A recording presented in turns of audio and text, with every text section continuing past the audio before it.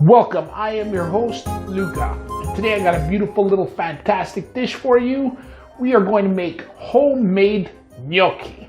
Now, I'm Italian and I got pasta in my blood, but I've never ever been a big fan of the gnocchi because they're very heavy. It's very filling, very heavy pasta.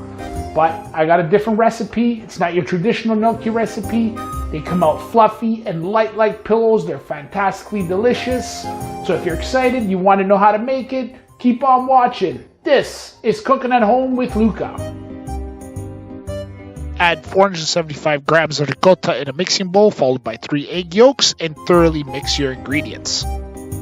Add 1.5 cups of 00 flour, 3/4 cups of Parmesan cheese, salt and pepper for taste, and mix your ingredients to form your dough for your gnocchi. Flour your working station. Form the dough in a ball and cut into triangles. Take a piece of triangle and roll your dough thinly out and cut your gnocchi with a cutter. Place your gnocchi on a floured cooking tray and sprinkle with more flour to keep them from sticking together.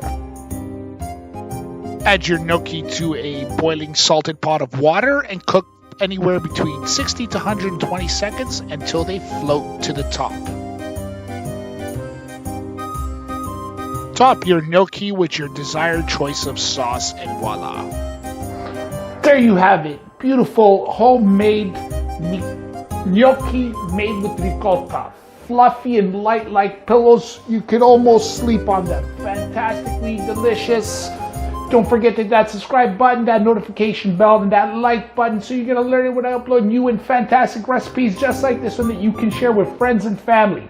Till next time, tutta tavola a mangiare. Ciao!